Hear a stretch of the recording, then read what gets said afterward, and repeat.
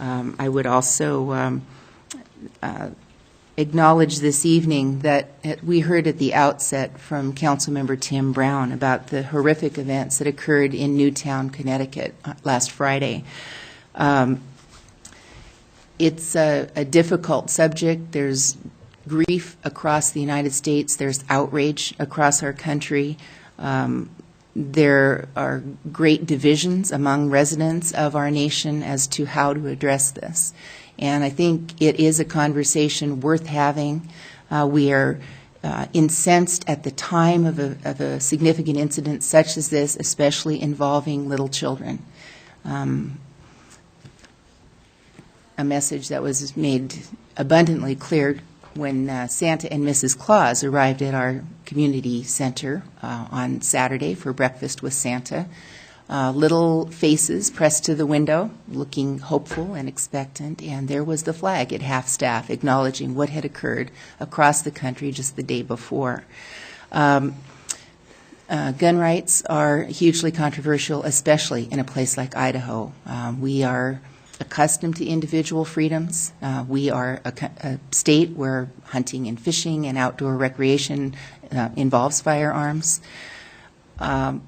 But I think there are realistic, reasonable limits to put on that. And while we can say that it is the state's responsibility for oversight, we can say that there are U.S. constitutional provisions protecting the freedom to bear arms, we cannot absolve of ourselves as individuals or as a community of the responsibility to weigh in on this. I mean, our own city council knows that we make much better decisions as policymakers when we are informed by the citizens, when we are advised by our volunteer commissions.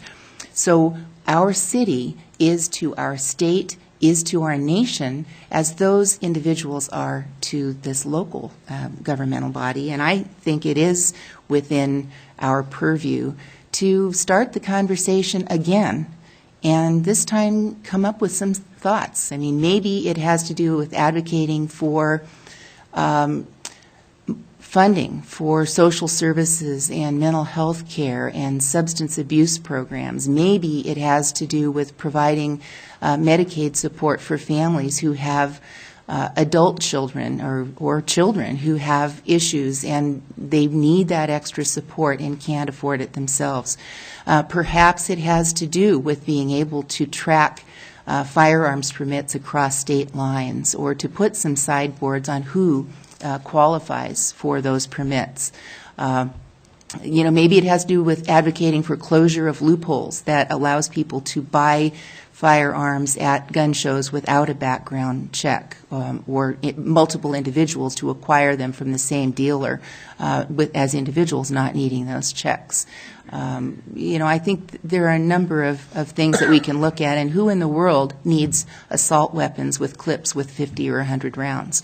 So let's have the conversation, and as you know, we have had our moments of silence. We will have our hours or weeks or months of grief. We cannot know what the families of those involved. On the news tonight, I heard that they started the funerals for the children today, and little boys named Noah and Jack had their services, and they described, the news media described the little casket.